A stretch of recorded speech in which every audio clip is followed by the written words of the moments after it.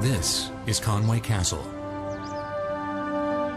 King Edward I of England built this mighty stronghold in the late 13th century to help hold a recently conquered area of northern Wales. Conway represents perhaps the pinnacle of medieval castle construction. It appears formidable even today.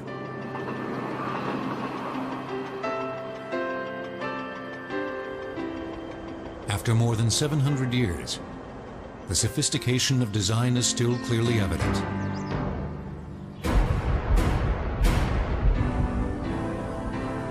Massive walls, projecting towers, crenellated top, heavily fortified entrance. Conway is only one of hundreds of castles that dot the European landscape. They might look different depending on where they are or when they were built. But all castles were multifaceted wonders of construction. It's complex because it needs to fulfill so many functions. It needs to be oppressive, it needs to be defensive, it needs to be a home, it needs to be a palace, it needs to be used as a treasury, it needs to be used as a courthouse, it needs to be used for a whole gamut of reasons, and the architecture reflects all of these. Castles were some of the most imposing structures ever built, withstanding both bloody assaults and the test of time. A well-defended castle would almost always win against anything but a very determined and very strong siege. In an unruly period, they represented order to some, subjugation to others. The importance of the castle is as much to oppress the psyche of the population as it is to literally oppress the population. Castles were homes, residences of kings or nobles. That's what differentiates them from other fortifications. They were built to protect a king's or nobleman's territory. Soldiers or men-at-arms lived there as well to guard the castle. It was a base where a lord could launch an attack, and it was a refuge from his adversaries. When most people think of castles, fortifications like Conway are what they think of. But the first structures now known as castles date back at least another 300 years to the 10th century and an even more unruly age. When times are unsettled, when there's not a strong central government, you have noblemen running around and bandits running around, and it's a natural thing to want to do to fortify your home, to protect yourself. The term castle is a derivation of the Latin word castellum, for fortress. Many experts believe the first European castles originated in what is today France. After the fall of the Roman Empire in the 5th century AD, Europe was a dangerous place to live, with weak, ineffective governments, and constant raids from Vikings, Arabs, Berber pirates, and occasionally a disgruntled neighbor. This turbulent atmosphere stimulated the rise of feudalism in Europe, a system whereby a king granted territory to lords, who in return owed the king allegiance. The lords in turn granted smaller parcels of land to lesser nobles, who owed allegiance to them.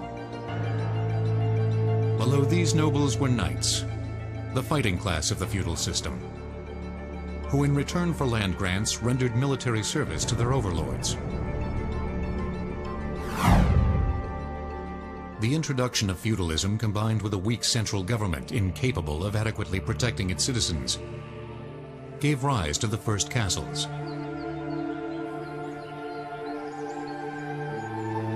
One of the earliest and most popular designs was the Motte and Bailey Castle.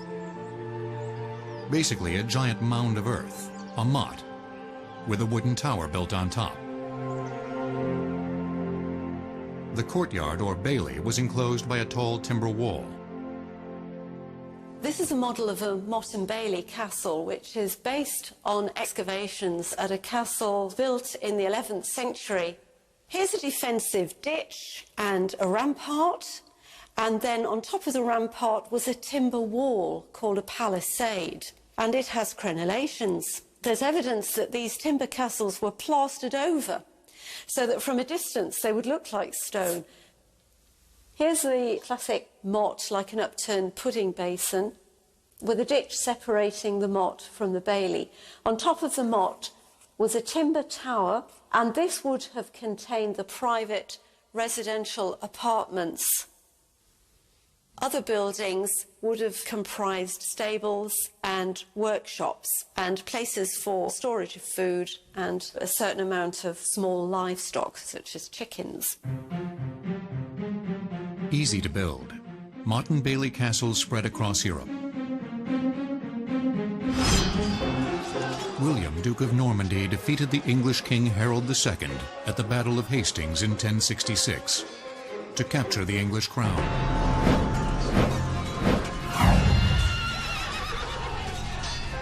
He brought Motte and Bailey's with him to help control his newly conquered land. He built Lincoln Castle in 1068. And like many surviving Motte and Bailey castles, it has evolved over time. But the motte still stands 40 feet high. That is a motte over there. That's the original motte, that's the Lucy Tower. It was the last bastion of defence.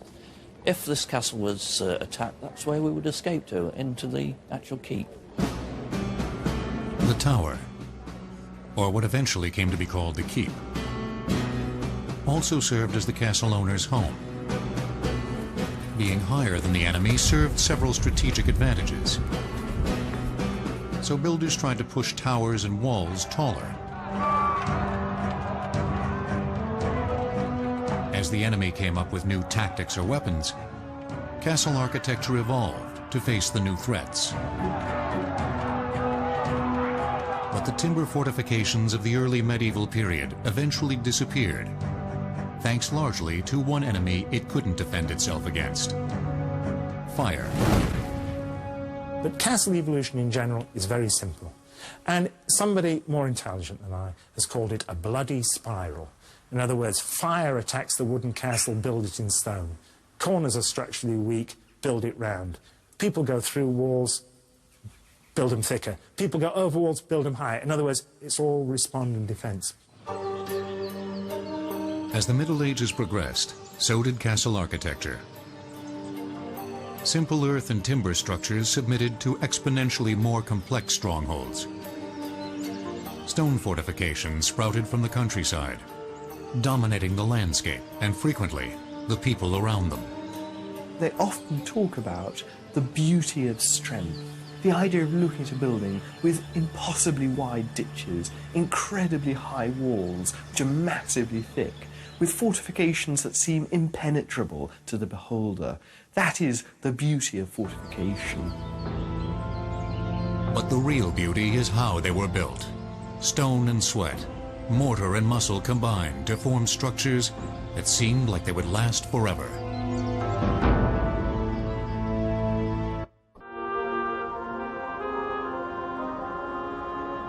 In the early medieval period, castle builders turned from wood to stone construction.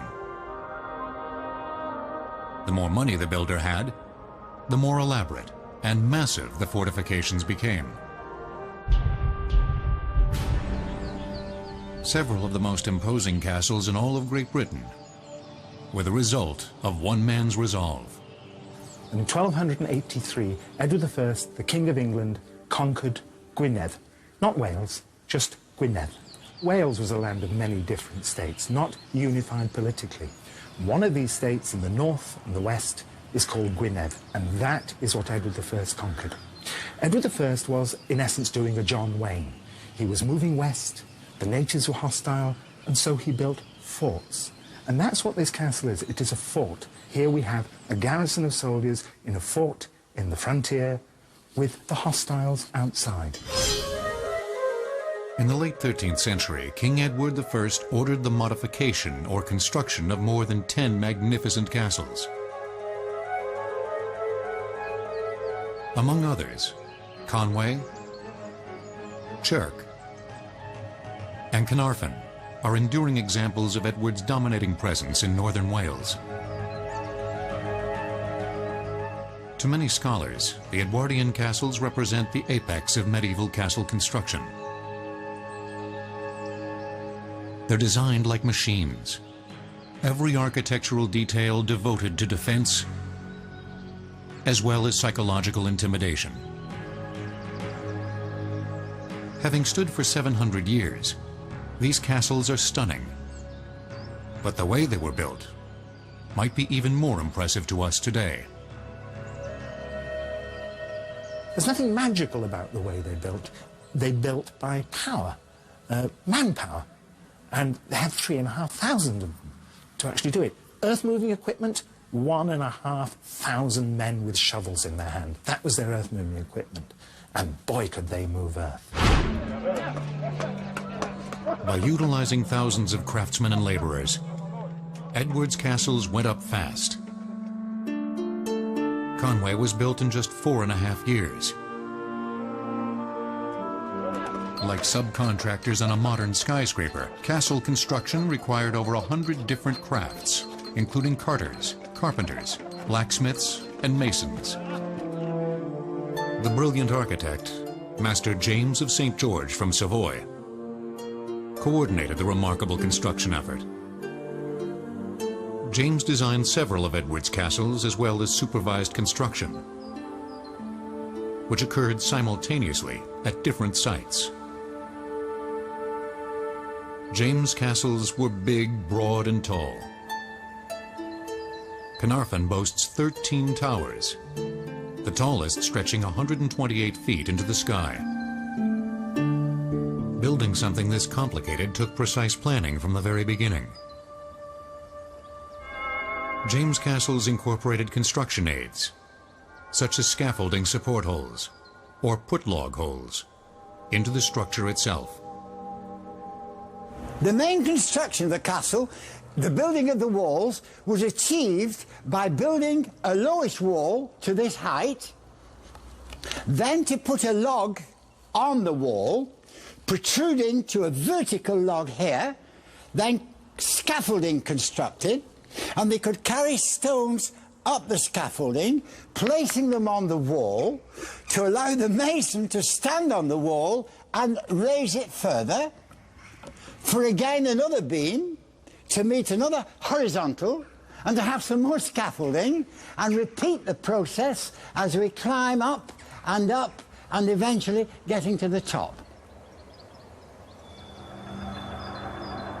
The walls at Carnarvon, which are 7 to 9 feet thick, were built by constructing interior and exterior face walls with congruent stones and sandwiching smaller unshaped stones, rubble, in mortar in between. Filling the center with rubble saved time and effort. For the face walls, masons cut large yet manageable stones. The limestone came from the Isle of Anglesey, 10 miles away. To set the stones, they even had human or animal-powered cranes and winches. They used a plumb bob to make sure the finished structure ended up square and level. But it took more than the mason's sheer will to hold stones together. Castle builders used lime mortar, which had been used since Roman times, to keep the stones in place. Making lime mortar started with burning the limestone. That limestone is put into kilns. From 45 miles down the coast come ships that carry coal. And the coal is put into the kilns. And the coal is burnt, the limestone is burnt, and that produces quicklime. Now the quicklime is then mixed with sand and water, and that makes lime mortar. And that's what holds this castle together. At Carnarvon, masons used tough, light-colored limestone as the basic building blocks.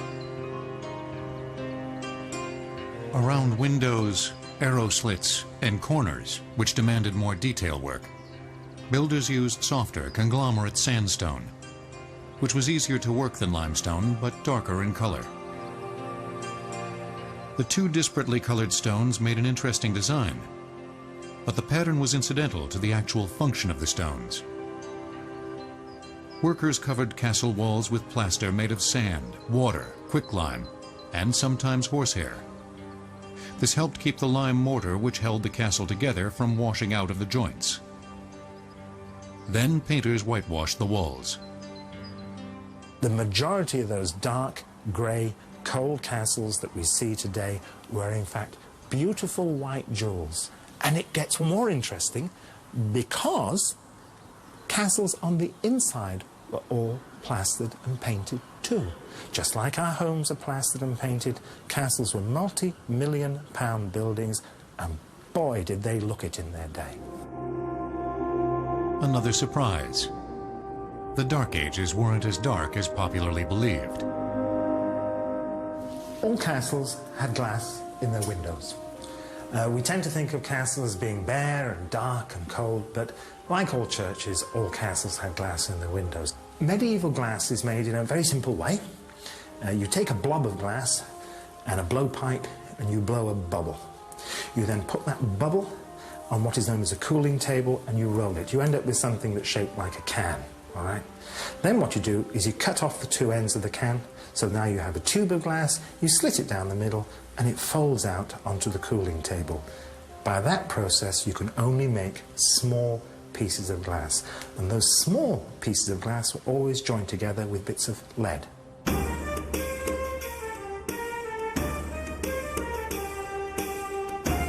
With an army of thousands, James of St. George created a magnificent group of castles,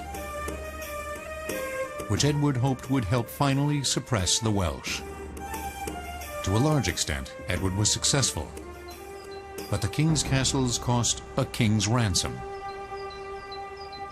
The 13 castles and the 2 wars cost him 7.5 years' income. He was bankrupt 14 years after this castle was started. Now, I know this is an alien concept to the United States of America, overspending on defence. But, you know, it used to exist in Britain 700 years ago, and some would argue it's a great old British tradition that continues to this day. Castles cost a lot, but they weren't your average family home. And there was definitely no welcome mat at the front door. They were designed to hold people out and decimate those who tried to breach their defenses. Castles were killing machines.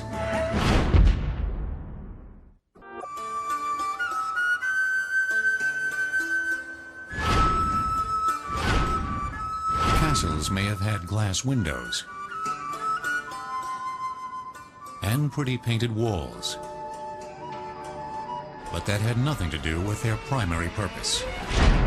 The whole principle of the castle, by the end of the 12th century, is to establish means by which the maximum firepower can be brought to bear at any vulnerable spot. Nearly every architectural element of a castle served a defensive purpose. The crenellation was designed to defend them. They could stand behind the merlons, which are the parts that stand up, and when they wanted to loose an arrow, they could move to a crenelle, which is the gap in the middle. Castles were designed with multi-layered defenses. An enemy had to confront several lines of defense before taking the castle.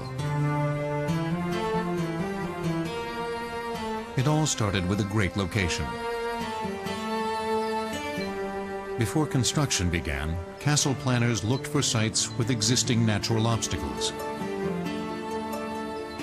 A nice cliff or a solid peninsula worked well. Anything to hinder an assailant's approach. In the flatlands where rocky cliffs didn't exist, moats were popular. A castle builder dug a ditch or moat around a castle as one more obstacle for the enemy to confront. The surrounding ditch, which did not necessarily contain water, could be quite broad, 30 feet or more. Sometimes sharpened stakes were embedded in the moat. But even if it didn't have stakes or wasn't filled with water, the charge up the embankment of the moat to get to the castle walls while being shot at was extremely difficult and harrowing. And no, there were never crocodiles, hippos, or dragons living in the moat. On the other side of the moat stood the wall and imposing towers. From these, archers showered arrows on the enemy. Towers projected from the walls to give archers a clear shot at the base of the neighboring tower. The Edwardian castles were specifically built to take advantage of one of the most lethal weapons of the day, the crossbow.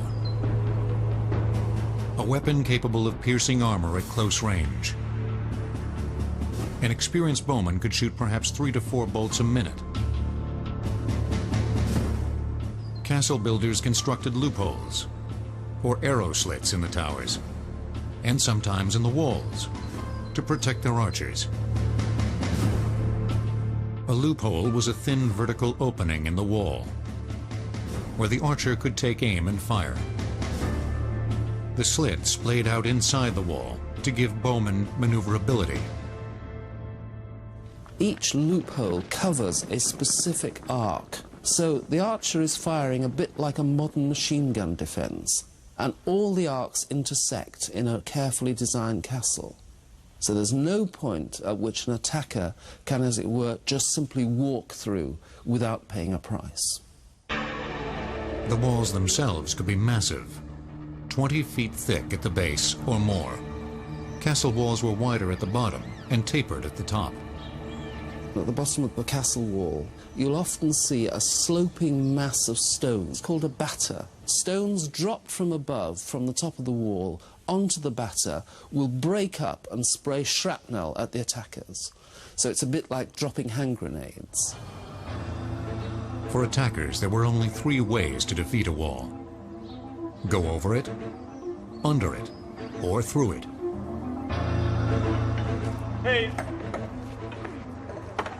But before a direct assault, one option was to bombard the castle with the medieval equivalent of Tomahawk missiles.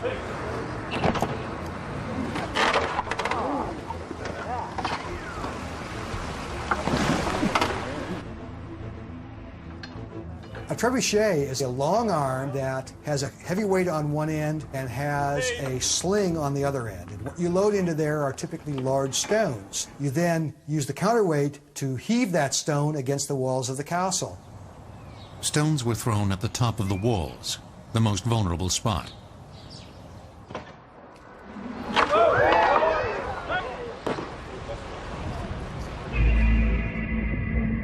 If the castle didn't submit, the enemy could mount a direct assault.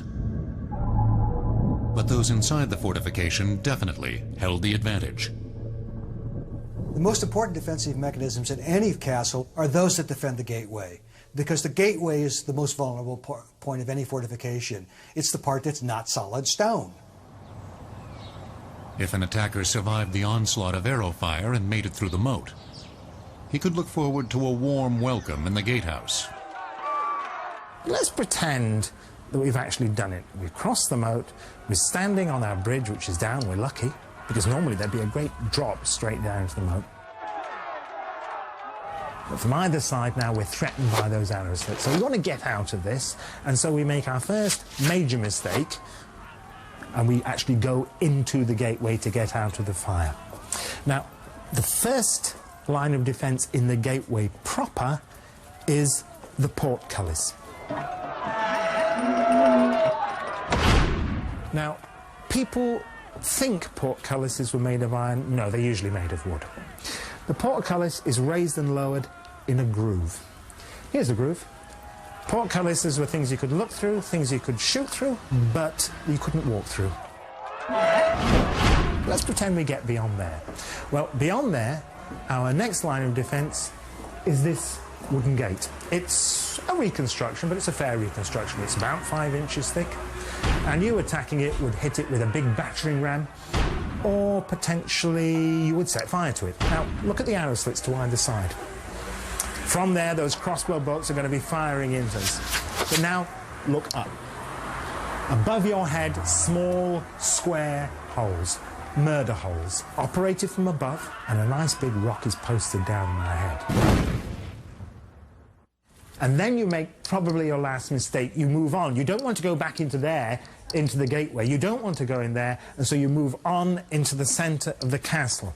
But when you get into the centre of the castle, look what happens. Look up there, at those arrow slits up there. And of course, people begin to shoot in. Those that have been firing out now turn around and shoot inwards, and you're surrounded.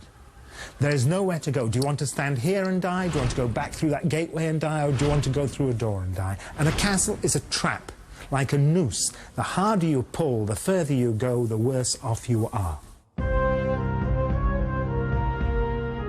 Despite the incredibly elaborate defensive characteristics of the castle, if a besieger had enough men, supplies, and time, and was willing to make big enough sacrifices, the castle would fall. Corners are structurally weak. The place you ideally tunnel is, of course, the corners. You drive a tunnel under the corner, you prop it up with timber props, you pack the tunnel with brushwood, you light the brushwood burns, the props burn, the tunnel collapses, the corner collapses, and the walls collapse. End of castle.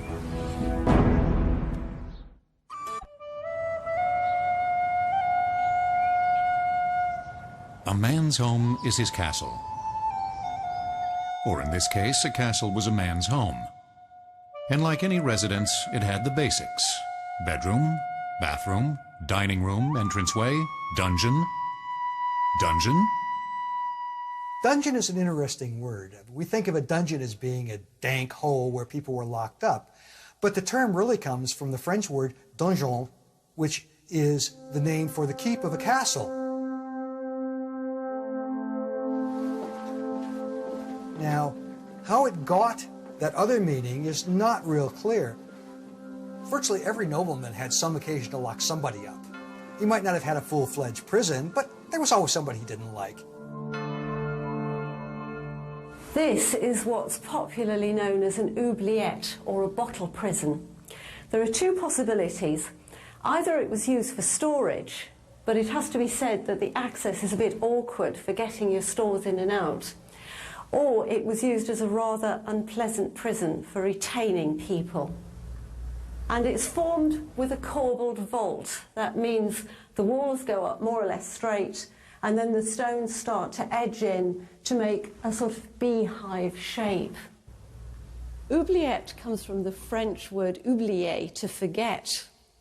The implication being that they threw prisoners into these and forgot all about them.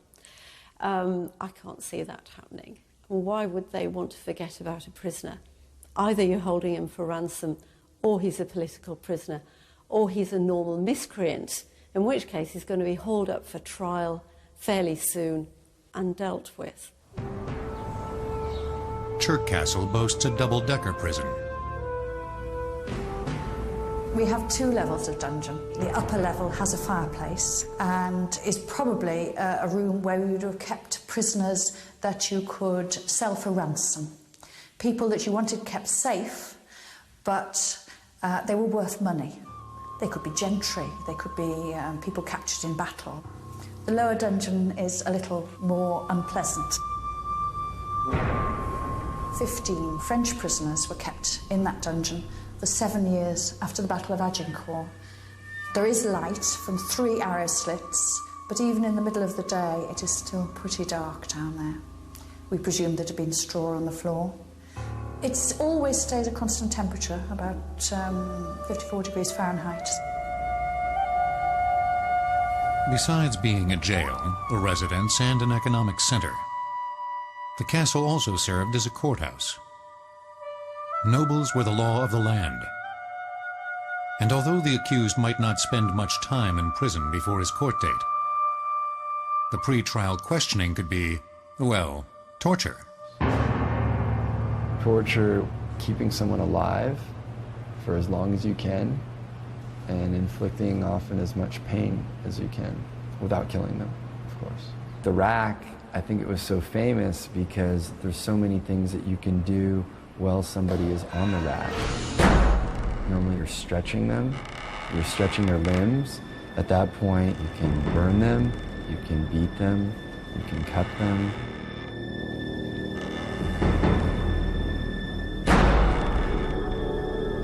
There were all kinds of horrifying torture instruments used, especially during the time of the Spanish Inquisition. Things that crushed, stretched, poked, ripped,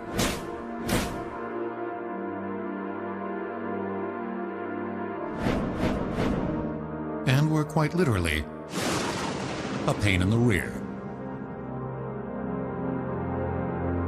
But the extent to which people were tortured in the early medieval age, at least, has been greatly exaggerated in books and movies.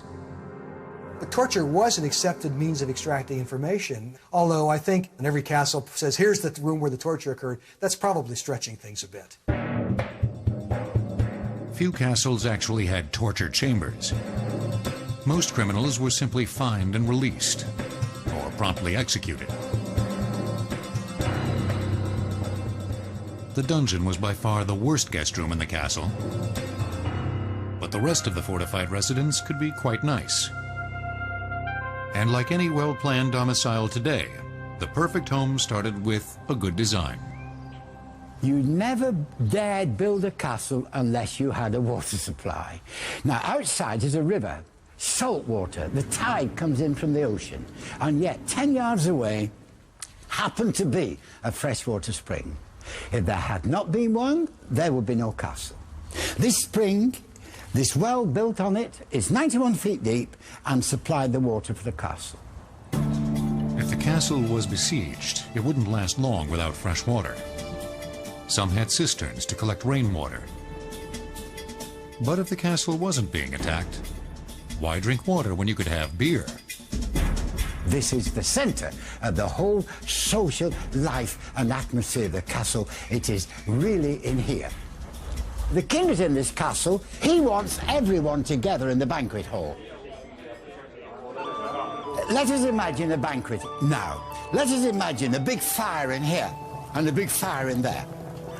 Across that wooden wall, there's a high table for the king and the queen and their friends.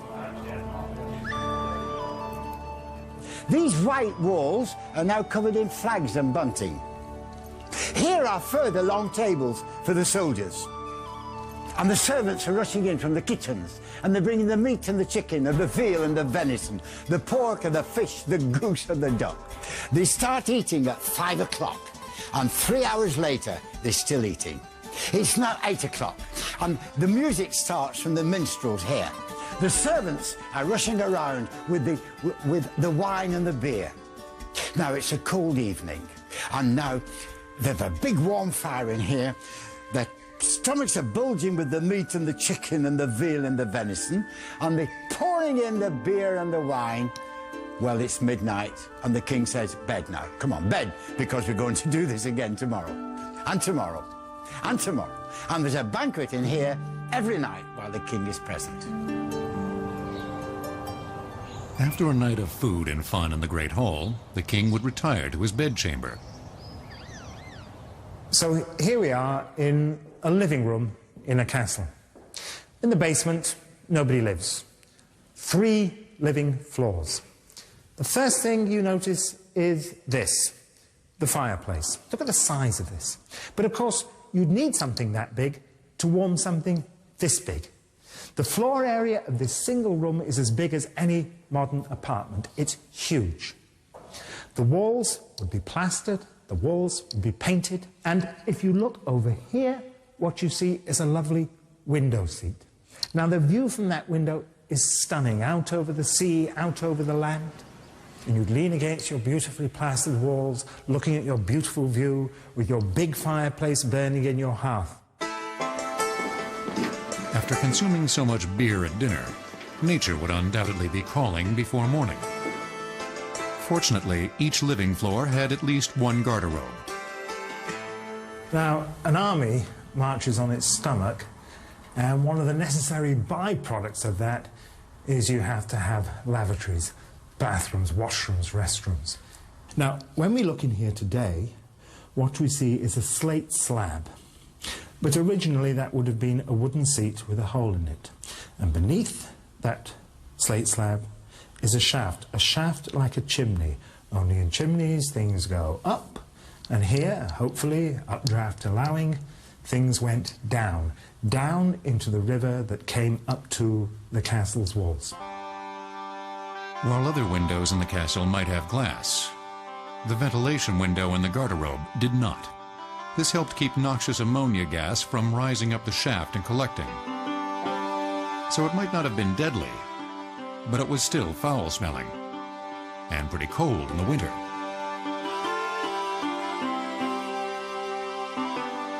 But these amenities and fine accommodations only got better as time went on. By the 15th century, wealthy nobles couldn't decide whether to build fortifications or opulent palaces. The political environment, as well as new methods of warfare, eventually led to the castle's decline. But not before builders constructed some of the most stunning structures of all time.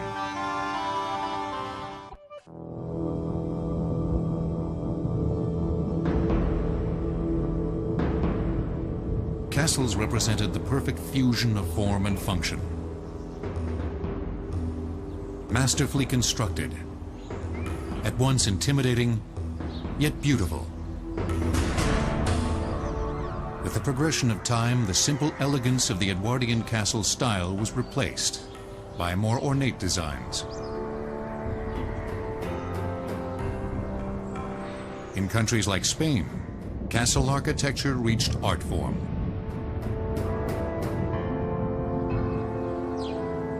These embellished Spanish fortifications were among the last true castles built.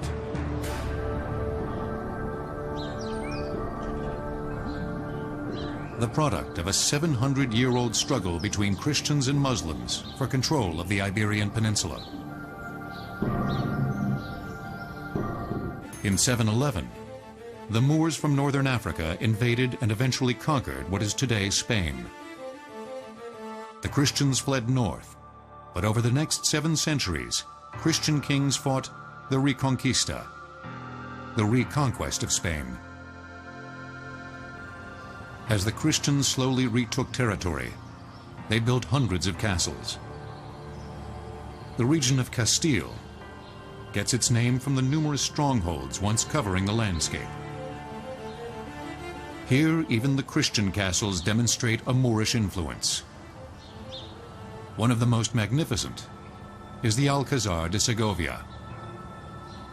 The Alcazar, that's really a demonstration of royal strength. It's a way of saying to the people in the countryside, it's the king who's in charge.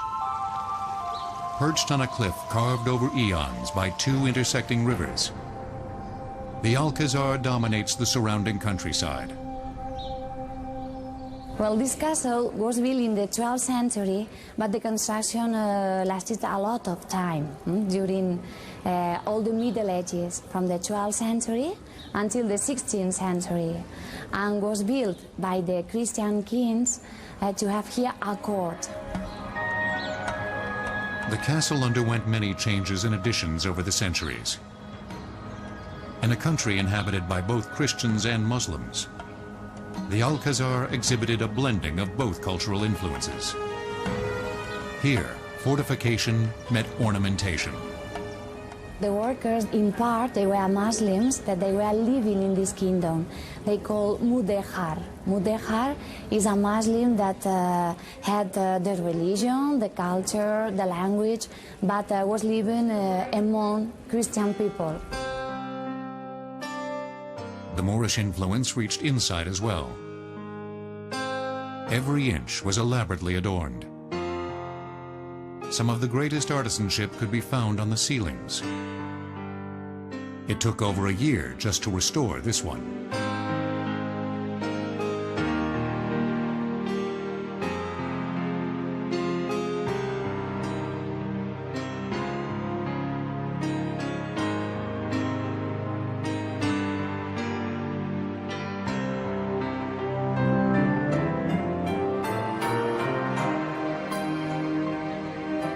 Architects and military strategists spent centuries refining the function of castles.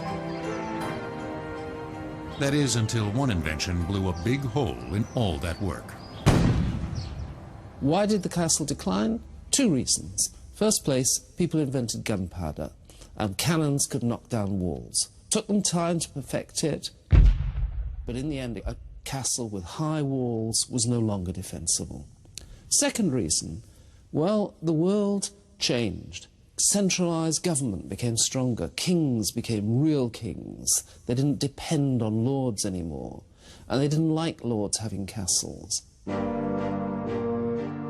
the 15th century, nobles in much of Europe started building luxurious homes instead of fortifications. Slowly, many of these mighty fortifications fell into disuse. Some were purposely torn down by cautious kings. Several Edwardian castles were partially dismantled after the English Civil War in the mid-17th century. Others were gradually deconstructed by villagers needing building material. In the 19th century, there was a sort of rebirth of castles, not in the traditional defensive sense, but in the architectural sense, an attempt to build structures that looked like old castles, that captured the romanticism that was perceived to have come from the Middle Ages. Many people in the 19th century wanted to recapture that period. Although castles may have disappeared, our fascination with them has never waned.